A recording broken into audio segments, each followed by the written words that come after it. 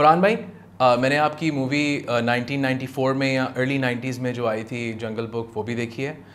You were playing the role of Mowgli's father.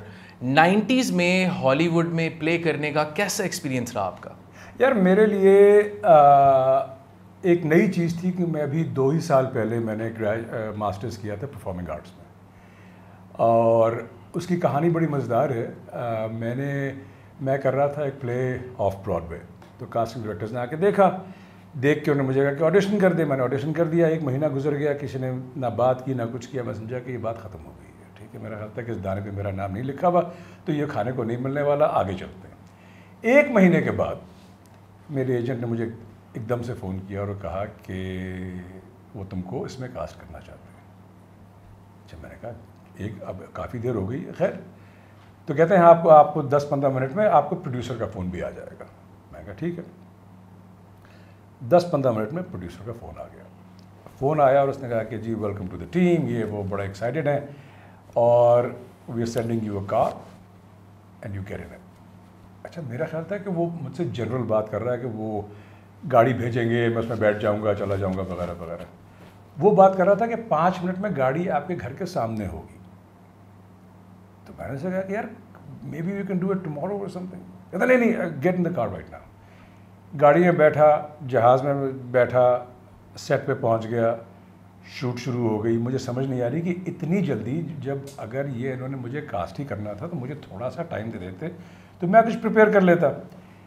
तो बाद में पता ये चला कि शायद मुझे ये खबर हुई कि अब पता नहीं किस वजह से, लेकिन पहले वो रोल सुनील दत्त को उन्होंने ऑफर किया था। ओके, ठीक है। तो वो किसी भी, अब मुझे नहीं पता कि असल कहानी क्या है, मुझे सिर्फ इतना पता चला कि सुनील दत्त नहीं कर रहे और अब आपकी बारी है। वो जो इंडियन सुनील दत्त है। हाँ। तो इस तरह से वो कहानी चली। और मेरे लिए, क्योंकि मेरी पहली फिल्म थी, डिज्नी की फिल्म थी, तो मतलब थोड़ा टाइम लगा एडजस्ट करने में, देखने के लिए कि क्या हो रहा है, कैसे हो रहा है, क्यों हो रहा है। लेकिन मज़ा बहुत आया, मज़ा बहुत आया। देखें आप उसमें आपके साथ एक्टर्स तो हैं, लेकिन आपके साथ शेर भी हैं, आपके साथ हाथी भी हैं, आपके साथ बंदर भी हैं, आपके साथ भेड़िए भी हैं। तो उसका बड़ा इतना मज़ा था। और आप एकदम से ना 2 मिनट के लिए आप एक 10 साल बच्चे बन जाते हो। तो उसकी एक अपनी एक्साइटमेंट थी। और उस ज़माने में ज़्यादा स्पेशल इफेक्ट्स इस लेवल के नहीं थे जो हाँ, आप हैं, नहीं। तो फिर असल में बंदर और शेर उनको लाने पड़े हैं। हाँ, मैं आपको बताता हूँ।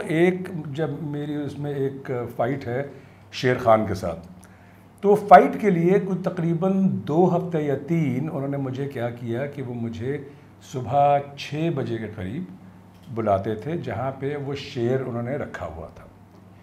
और मैं वहाँ पे आके शुरू में सिर्फ दूर खड़े होके मैं चाय वाय पीता था ताकि शेर मुझे देखता रहे। तो आहिस्ता आहिस्ता 2-3 हफ्तों के बाद, मतलब जैसे जैसे शेर को भी लगा कि ये बंदा ठीक है, तो आहिस्ता आहिस्ता फिर मैं उससे करीब जाना शुरू हुआ। तो और एक वक्त ऐसा आया जब मैं उसको प्यार भी कर सकता था, उस पर हाथ भी फेर सकता था, वगैरह वगैरह।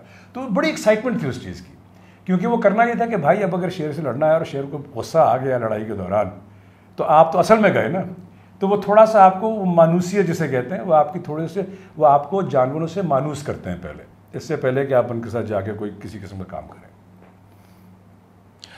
मैंने आपसे पूछना है कि what is the major difference 90s में एक्ट करना और इस वक्त करंटली जो हॉलीवुड का सीन है, दोनों में टेक्निकल डिफरेंसेस क्या हैं, अगर आप स्पेशल इफेक्ट्स को भी साइड पे रखें?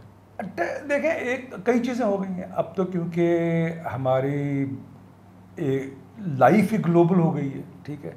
उसकी वजह से जो हमारा कंटेंट है वो ग्लोबल हो गया है। तो वहाँ पे भी एडजस्टमेंट्स हो रही हैं। अब बहुत बड़ी एडजस्टमेंट ये है कि अब वो लोग 90s में जब ये सारी चीज़ें उनके पास नहीं थी, तो वो अपनी लोकल डोमेस्टिक बॉक्स ऑफिस पे ज़्यादा तवज्जो देते थे कि वहाँ पे फिल्म या कोई भी कंटेंट कैसे बिकेगा। अब वो चाइना और ग्लोबल मार्केट। हाँ, अब क्योंकि वो आगे आप 2-3 चीज़ें देखेंगे। एक तो कहानियाँ ज़रा बदल गई हैं, दूसरा कास्टिंग ही बदल गई है। अब उनको ये भी देखना है कि अगर वो यही चीज़ चाइना में चलेगी या पाकिस्तान में चलेगी या कहीं और चलेगी, तो क्या कुछ ऐसे लोग इसमें हैं जिनसे लोग जो हैं वो रिलेट कर सकें, कल्चरल सेंसिटिविटीज। हाँ, तो ये सब कुछ जो है थोड़ा थोड़ा जो है हॉलीवुड भी जैसे जैसे टाइम गुजरता है इवॉल्व हो रहा है, और ये हमेशा से होता रहा है। आप देखें कि इस इंडस्ट्री में लोग, हालांकि इस इंडस्ट्री को ज़्यादा समझते नहीं हैं, लेकिन इस इंडस्ट्री में परमानेंट जवाल नहीं आता।